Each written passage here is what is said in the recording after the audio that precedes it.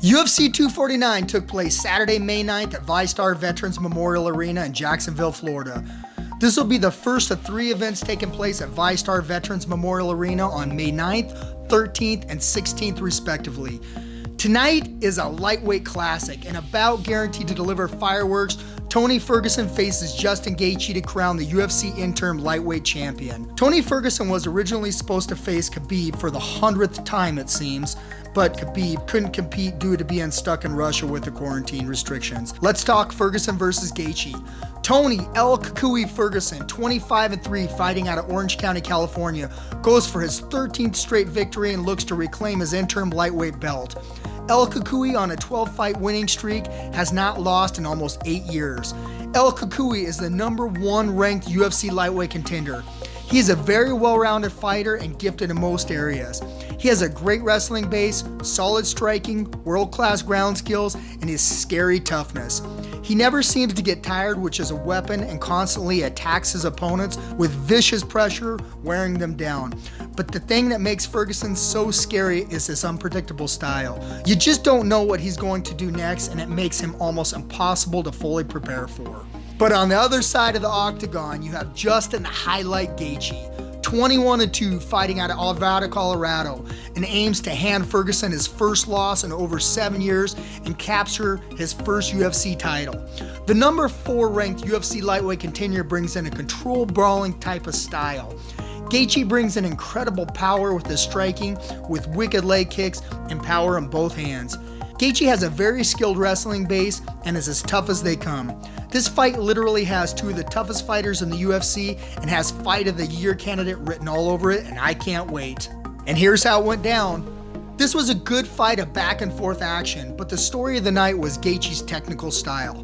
Tonight, Gaethje showed off his precision striking and very strategic and calm for 5 rounds. This was the most impressive Gaethje we have ever seen and picked Ferguson apart with wicked leg kicks and powerful punch combos through the entire fight. Tony did land a wicked uppercut that rocked Gaethje at the end of round 2, but it didn't seem to affect Gaethje in the rest of the fight. Gaethje landed some incredibly powerful strikes, but Ferguson displayed one of the best chins in the UFC and took some serious punishment until Gaethje in round 5 threw another shot to the head of El Kukui, and with his face full of blood and swelling, he started to shake his head, almost saying "I've had enough," and Herb Dean stepped in to stop the fight. Justin Gaethje defeats Tony Ferguson at 3:39 of round 5 and is now the UFC interim lightweight champion. Alright, here's my final thoughts. There was so much anticipation and build-up leading up to this fight in a strange time in the world.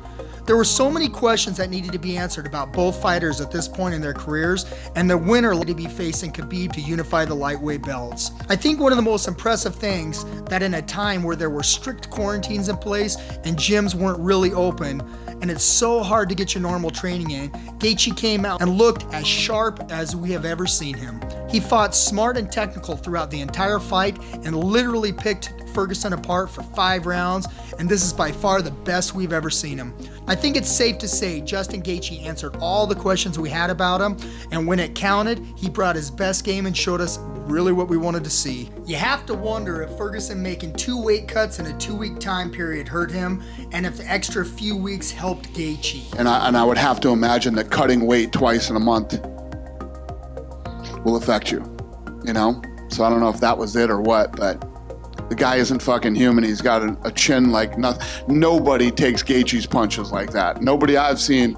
He did it twice in less than a month. Do you think that affected his performance in any way, shape, or form tonight?